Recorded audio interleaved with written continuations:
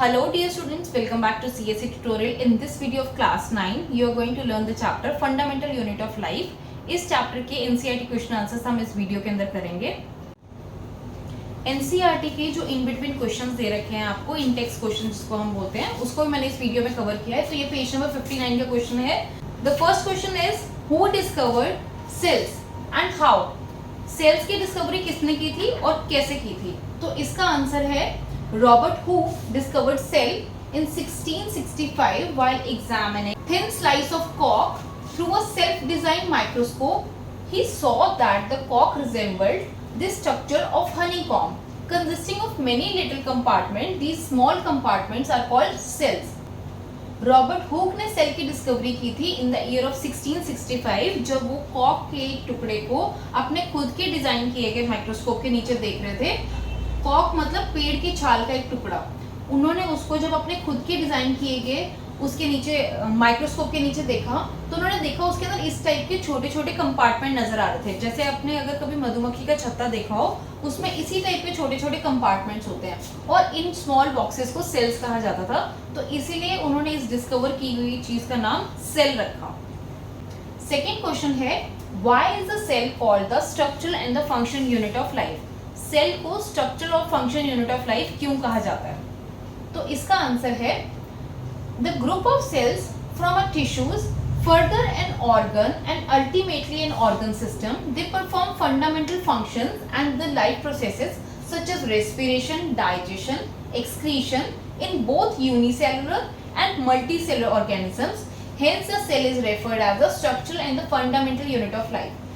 Cell से ही मिलकर टिश्यूज बनते हैं जो कि आप अपने नेक्स्ट चैप्टर के अंदर भी पढ़ोगे. और टिश्यू से मिलकर बनते हैं आपके ऑर्गन्स और ऑर्गन से मिलकर बनता है आपका ऑर्गन सिस्टम जो कि एक सिमिलर टाइप के फंक्शंस परफॉर्म करते हैं. उन्हीं सिमिलर टाइप के टिश्यू से आपके ऑर्गन्स बनते हैं. तो क्योंकि वो सेम टाइप के फंक्शंस को परफॉर्म करते हैं इसी वजह से सेल को जो है वो एक स्ट्रक्चर, क्योंकि उससे स्ट्रक्चर फॉर्म हुआ सेल से बने टिश्यूज, ठीक है, तो इनको स्ट्रक्चरल और फंक्शनल यूनिट ऑफ लाइफ बोला गया because it performs various kind of functions like respiration, digestion, excretion etcetera. Next आपका पेज नंबर 61 पे जो क्वेश्चन आंसर्स हैं उसमें सबसे पहला जो क्वेश्चन है, इसका जो सबसे पहला क्वेश्चन है that is how do substances like carbon dioxide and water move in and out of the cell. Discuss. अब इसके अंदर क्या है, जो कार्बन डाइऑक्साइड की मूवमेंट है that happens due to the process of diffusion. This cellular waste accumulates in high concentration in the cell where the concentration of the carbon dioxide in external surroundings is comparatively lower. अब इसके अंदर क्या है, because of the high and the lower concentration, क्योंकि high और low concentration होने की वजह से उनकी मूवमेंट होती है जिस प्रोसेस को हम डिफ्यूजन भी कहते हैं. The difference in the concentration level inside and outside of the cell moves the carbon dioxide to diffuse from a region of the higher to a lower. जब कोई चीज अपर साइड पर होगी वो लोअर की साइड पर move करेगी. तो इसी वजह से जहाँ पे कार्बन डाइऑक्साइड की कॉन्सेंट्रेशन ज्यादा है वो लोअर साइड को मूव करती है. और जो वाटर है वो डिफ्यूज होता है by the process of osmosis through the cell membrane. Cell membrane से ऑस्मोसिस का प्रोसेस पॉसिबल हो पाता है. It moves from a region of higher concentration to the lower. Osmosis का प्रोसेस भी हायर कॉन्सेंट्रेशन से लोअर कॉन्सेंट्रेशन की तरफ को मूव करता है through the region a selectively permeable membrane equilibrium is reached. तो हम selectively permeable membrane बोलते हैं. और ये जो कन्वर्जन है या एक जगह से दूसरी जगह पे मूवमेंट है उनकी हायर कंसंट्रेशन से लोअर कंसंट्रेशन पे, ये तब तक होती है जब तक वो दोनों एक इक्विलिब्रियम स्टेट पे नहीं पहुंच जाते हैं. Second question is why is the plasma membrane called the selectively permeable membrane. Plasma membrane को सिलेक्टिवली परमिएबल मेम्ब्रेन क्यों कहा जाता है? तो इसका आंसर है the plasma membrane is called the selectively permeable membrane as it permits the movement of only certain molecules in and out of the cell. क्योंकि ये सिलेक्ट करके ही कुछ ही चीजों की मूवमेंट सेल के अंदर या बाहर जाने की उनको परमिशन देती है, तो इसीलिए इसको सिलेक्टिवली परमिएबल मेम्ब्रेन कहा जाता है. Not all the molecules are free to diffuse. सब टाइप के मॉलिक्यूल्स जो हैं वो फ्री टू डिफ्यूज नहीं है, यानी कि उनकी मूवमेंट हायर टू लोअर या लोअर टू हायर किसी में भी नहीं हो सकती है. ठीक है, तो इसीलिए प्लाज्मा मेम्ब्रेन को सिलेक्टिवली परमिएबल मेम्ब्रेन कहा जाता है. इस तरीके से इसकी मूवमेंट होती है. कुछ सब चीजों की मूवमेंट नहीं होगी, सिर्फ कुछ सिलेक्टिव चीजों की मूवमेंट ही इस मेम्ब्रेन के थ्रू पास होकर दूसरी साइड पे जाएगी, तो इसीलिए हम इसको सिलेक्टिवली परमिएबल मेम्ब्रेन बोलते हैं, प्लाज्मा मेम्ब्रेन को। नेक्स्ट आपके पेज नंबर 63 पे जो क्वेश्चन दे रखे हैं उसको पढ़ते हैं हम। तो इसका सबसे पहला क्वेश्चन है, fill in the gaps in the following table illustrating the differences between the prokaryotic and the eukaryotic. अब यहाँ पे आपको इस फिलअप फॉर्म में दे रखा है, इस टेबल को अब हम फिल करते हैं। अब टेबल को फिल करने के लिए क्या है, सबसे पहले प्रोकैरियोटिक के लिए दे रखा है कि these are generally small in size 1 to 10 mu metre. 1 mu metre जो है उसकी पावर होती है 10 to the power of -6।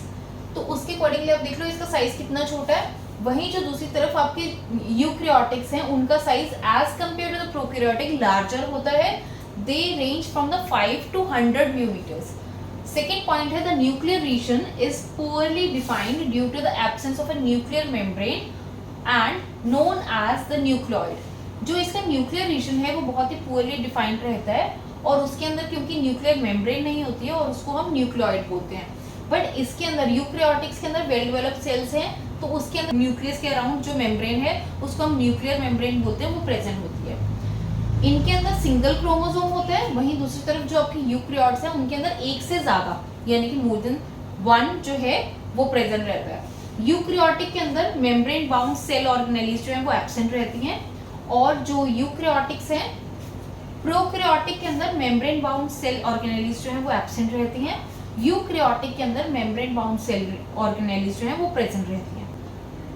Next is the page number 65। इसका सबसे पहला क्वेश्चन है, can you name the organelles that we have studied that contain their own genetic material. अब आपको उन सेल ऑर्गेनेलीज के नाम बताने हैं जो कि अपना खुद का जेनेटिक मटेरियल, इस क्वेश्चन में आपको बताना है 2 ऐसे सेल ऑर्गेनेलीज जो अपना खुद का जेनेटिक मटेरियल कैरी करती हैं। तो सबसे पहला नाम है माइटोकॉन्ड्रिया और दूसरा है प्लास्टिड्स। माइटोकॉन्ड्रिया की आप फिगर जैसे ये देख सकते हो एंड दूसरी तरफ है आपके ये प्लास्टिड्स। ये दोनों अपना खुद का जेनेटिक मटेरियल जो है वो कैरी करते हैं। सेकेंड क्वेश्चन जो है, if the organisation of a cell is destroyed due to some physical and chemical influence what will happen. अगर किसी सेल का जो ऑर्गेनाइजेशन है कि जिस तरीके से वो फॉर्म हुआ है किसी भी वजह से, चाहे वो केमिकल रीजन हो सकता है या किसी फिजिकल रीजन की वजह से, तो फिर क्या होगा। तो इसका आंसर है, in the event of damage to cells when the revival of the cell is not possible, lysosome burst and the enzyme digests such cells. That is why lysosomes are often referred as suicidal bags. अब इसके अंदर क्या है कि अगर किसी case के अंदर आपकी सेल वॉल या सेल बर्स्ट होता है तो उस केस में क्या होगा, जो लाइजोसोम्स हैं वो सेल से बाहर निकलेंगे और वो भी मतलब यहाँ पे जैसे दे रखा है कि लाइजोसोम्स जो है वो भी फट जाएंगे और लाइजोसोम के अंदर प्रेजेंट एंजाइम्स अपने खुद के ही सेल को खा लेंगे। इसी वजह से लाइसोसोम को suicidal bag of the cell भी बोला जाता है, क्योंकि अगर किसी केस में उसके सेल को डैमेज होता है तो लाइसोसोम्स बाहर आने पे अपने खुद के सेल को ही खा लेंगे। अब इसके अंदर है थर्ड जो क्वेश्चन है, why are lysosomes known as suicidal bags. Lysosomes को सुसाइडल बैग्स क्यों कहा जाता है। जैसे कि हमने इससे पहले वाले क्वेश्चन के अंदर भी पढ़ा है कि when the cell gets damaged, lysosomes may burst। अगर सेल को किसी भी टाइप का डैमेज होता है, चाहे वो केमिकल रीजन की वजह से या फिजिकल रीजन की वजह से, तो जो उसकी सेल वॉल है वो बर्स्ट होगी, उसके अंदर जो प्रेजेंट लाइसोसोम्स हैं वो भी बर्स्ट होंगे। लाइसोसोम्स के अंदर प्रेजेंट जो खुद के एंजाइम्स हैं वो उसको डाइजेस्ट कर लेंगे और इसी वजह से क्योंकि वो अपने खुद के सेल को डाइजेस्ट कर लेंगे इसलिए उनको सुसाइडल बैग्स कहा जाता है।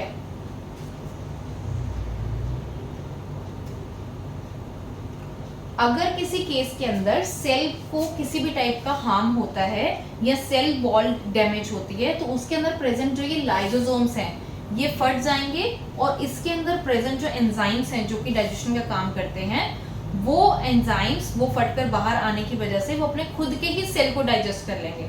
अब क्योंकि वो अपने खुद के सेल को एक तरीके से खा रहे हैं तो इसी वजह से उनको हम सुसाइडल बैग्स बोला जाता है।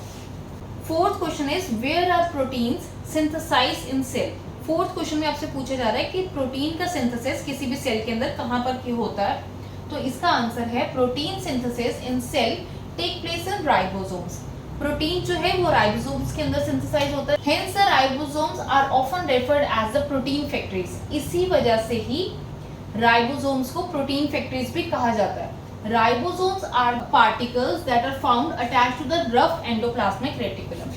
अब इसके अंदर इस क्वेश्चन में आपसे पूछा था कि प्रोटीन सिंथेसिस कहाँ पर होता है, तो प्रोटीन सिंथेसिस के लिए उन्होंने बोला कि राइबोसोम्स जो हैं वो प्रोड्यूस करते हैं और इसीलिए इनको हम प्रोटीन फैक्ट्रीज भी बोलते हैं। राइबोसोम्स जो है वो आपकी जो रफ एंडोप्लाज्मिक रेटिकुलम है जो इस टाइप के फिगर में प्रेजेंट रहता है, इनके साथ में अटैच होता है। ये देखो छोटी छोटी जो डॉट्स आपको नजर आ रहे हैं ना, दीज आर द राइबोसोम्स जो कि रफ एंडोप्लाज्मिक रेटिकुलम के साथ में होते हैं और इनको हम प्रोटीन फैक्ट्रीज भी कहते हैं। ठीक है, ये सेल का सारा पार्ट्स है, मैंने आपको बारी बारी हर एक पिक्चर में शो किया सो दैट आपको किसी भी टाइप की कंफ्यूजन भी ना हो और आपको क्लैरिटी से पता चले। नेक्स्ट जो आपके बैक एक्सरसाइज में जो पेज नंबर 67 पे क्वेश्चन आंसर दे रखे हैं उनको करते हैं। इसमें सबसे पहला क्वेश्चन जो है वो है make comparison and write down the ways in which plant cells are differ from the animal cell. अब आपको वो तरीके बताने कि इनकी वजह से प्लांट और एनिमल सेल एक दूसरे से अलग अलग हैं। अब इसके अंदर क्या है, हमें कंपैरिजन करना है एनिमल सेल और प्लांट सेल के बीच में। प्लांट सेल जो है वो एनिमल सेल के कंपैरेटिवली लार्जर होते हैं और एनिमल सेल का साइज स्मॉल होता है। यहाँ पर आप जैसे देख सकते हो इसके सारे कंपोनेंट्स दे रखे हैं। इसमें जो वैक्यूल का साइज है वो छोटा है, यहाँ पर आप देखो कितना बड़ा वैक्यूल का साइज है, this is the plant cell. ठीक है, इन दोनों के अंदर ये डिफरेंसेस क्या है कि एनिमल सेल का साइज छोटा है, प्लांट सेल बड़ा है, इसके अराउंड सेल वॉल भी प्रेजेंट है। एनिमल सेल के अंदर सेल वॉल एब्सेंट होती है, वैक्यूल का साइज इसमें बहुत ज्यादा छोटा होता है, इसके अंदर वैक्यूल का साइज देखो बहुत बड़ा है।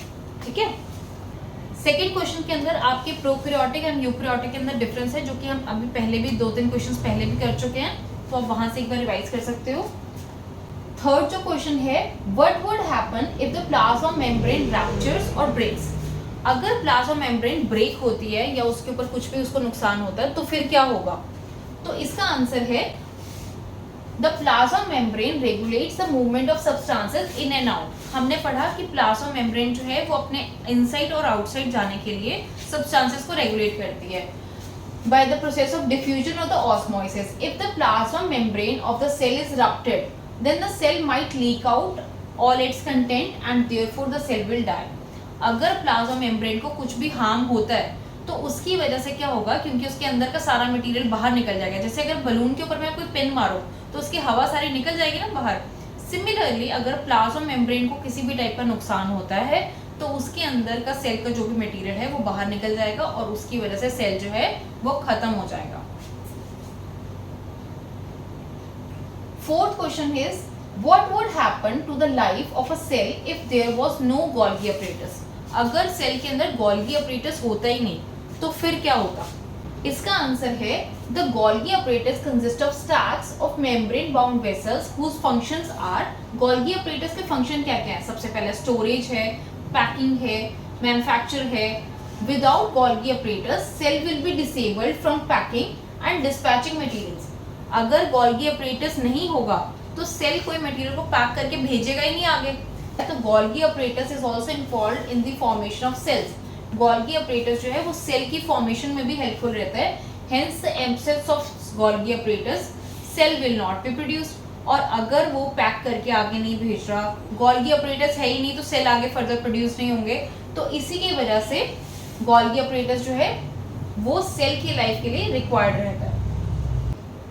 Fifth question is which organelle is known as the power house of the cell. ये आपके कई बार शॉर्ट आंसर में भी आ जाता है कि कौन से सेल ऑर्गेनेलीज जो है वो पावर हाउस कहा जाता है उसको, और क्यों कहा जाता है इसको power house of the cell. इसका आंसर है mitochondria are known as the power house of the cell.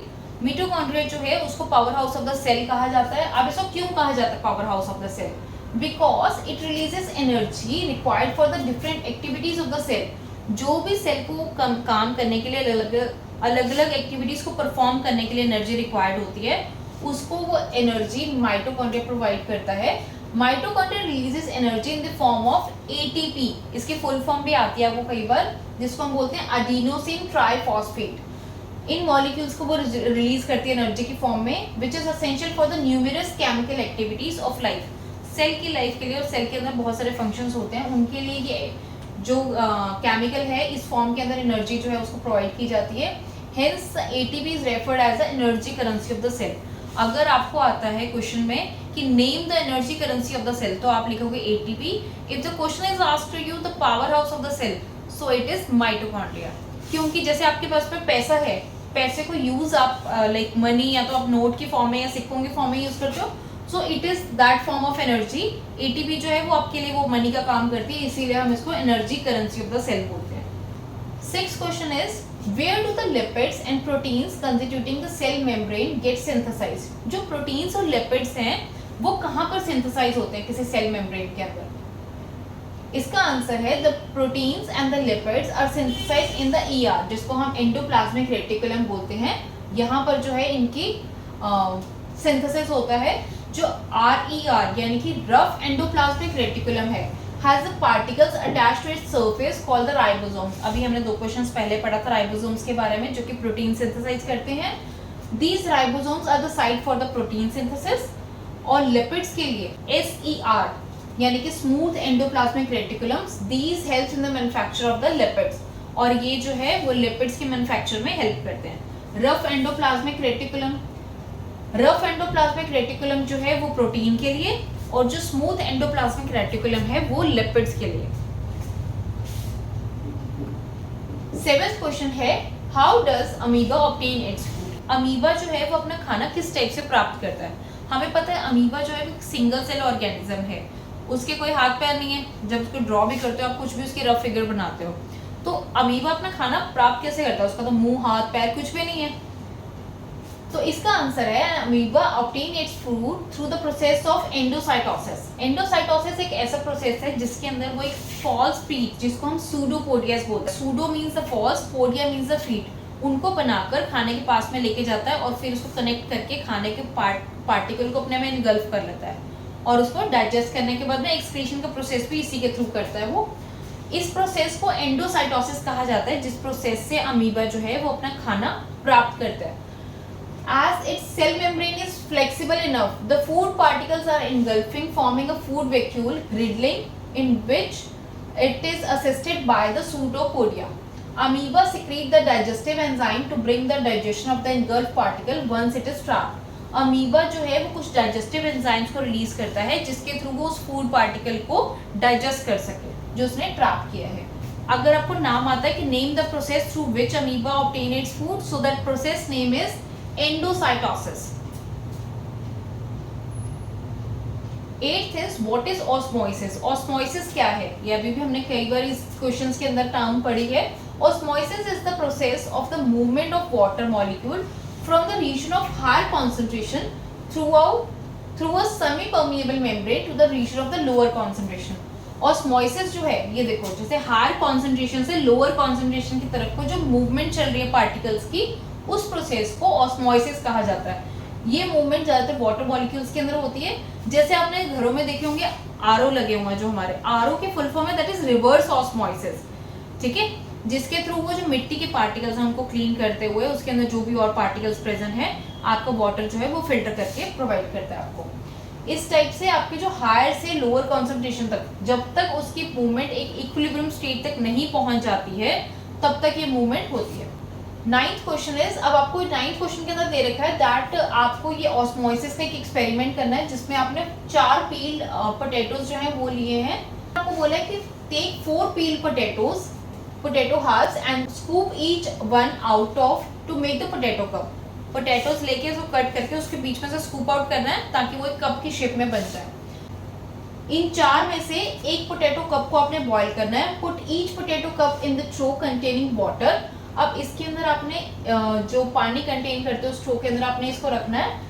ए जो है आपने नाम देना है इनको, कप ए जो है उसको खाली रखना है आपने। बी कप के अंदर 1 चम्मच चीनी डालनी है। सी कप के अंदर आपने 1 चम्मच नमक डालना है, और डी कप के अंदर आपने 1 चम्मच चीनी डालनी है उबले हुए आलू के अंदर। अब इसके अंदर क्या है, आपने 4 आलू लिए, एक वाला कप जो है खाली छोड़ दोगे, दूसरे कप के अंदर आपने चीनी डालनी है, तीसरे वाला जो सी वाला कप है उसके अंदर आपने नमक डाला, और जो डी वाला कप है उबले हुए आलू वाला उसके अंदर आपने 1 चम्मच चीनी डालनी है। इसको आपने 2 घंटे के लिए रखना है, और उसके बाद में आपने इन 4 आलूओं को ऑब्जर्व करना है कि ये 4 जो पोटैटो कप्स हैं उनके अंदर क्या चेंजेस आया। इसके अकॉर्डिंगली आपने जो ये 3 क्वेश्चन दे रखे हैं उनको आपने आंसर करना है। तो एक एक करके समझते हैं। ये देखो, आपने 4 बीकर्स लिए हैं, उनमें एक को आपने एम्प्टी उसकी पहले वाले के अंदर अपने पोटैटो की कैविटी को खाली रखना है, दूसरे में आपने चीनी डाल दी, तीसरे में आपने नमक डाल दिया, और जो डी वाला है उसके अंदर आपने उबले हुए आलू के अंदर थोड़ी सी चीनी डाल दी है। इसके अकॉर्डिंगली जो आपका सबसे पहला क्वेश्चन है कि पानी जो है वो बी और सी के अराउंड ही क्यों आया, इन दो कप्स के अराउंड, तो उसके लिए आंसर है आपका water gathers in the B and C because in both the situations there is a difference in the concentration of the water in the trough and the cup in the trough and water in the cup of potato, hence the osmosis take place as the potato cells act as a semi permeable membrane। हमने semi permeable membrane के बारे में पढ़ा था, तो यहाँ पर water जो है वो एक ऑस्मोसिस का रोल परफॉर्म करता है, और इन दोनों के अंदर हमने एक में नमक डाला था, दूसरे में सॉल्ट डाला था, इसी की वजह से यहाँ पे ऑस्मोसिस का प्रोसेस हुआ और इनके अराउंड वाटर कलेक्ट हुआ। अब जो सेकंड है क्वेश्चन, उसमें आपसे ये पूछा जा रहा है कि जो पोटैटो ए है वो इस एक्सपेरिमेंट के लिए क्यों रिक्वायर्ड है। पोटैटो ए को हमने खाली रखा था बिल्कुल, जो ए वाला था। Potato A in the experiment act as a control setup, no water gathers in the hollowed portion of the potato A. इसी की वजह से पोटैटो ए जो है उसके आसपास कोई भी वाटर कंटेंट आया नहीं, क्योंकि हमने कोई ऐसी सिचुएशन ही नहीं दी उसको। पोटैटो के आसपास परमिएबल मेम्ब्रेन तो तब एक्ट करेगी जब आप कोई ऐसा उसके अंदर पोर्शन रखोगे, तो यहाँ पर क्योंकि वो कम्प्लीटली एम्प्टी था तो इसीलिए वो मेम्ब्रेन ने कुछ भी उसके अंदर वाटर जो है इनसाइड आउटसाइड नहीं गया। थर्ड जो है, explain why water does not gather in the hollowed portion of the A and D. जो वाटर है वो ए और डी पोर्शन के आसपास क्यों नहीं कलेक्ट हुआ। इसका आंसर है cup A does not show any change in the water flow concentration for the osmosis to occur, which require the concentration to be higher than the other। जिसकी वजह से concentration अगर उसकी higher तभी वो आपको दूसरी कोई concentration higher required थी, जिसकी वजह से जो osmosis का process हो पाता। सेल जो डी कप के अंदर हैं, क्योंकि आपने पोटैटो को बॉईल कर दिया तो उसके सेल्स तो बॉईल होने पे खत्म हो गए। जब वो ऑलरेडी डेड हैं तो वो उसके अंदर सेमी परमिएबल मेम्ब्रेन बचे नहीं, इसकी वजह से उसने ऑस्मोसिस का प्रोसेस भी नहीं किया।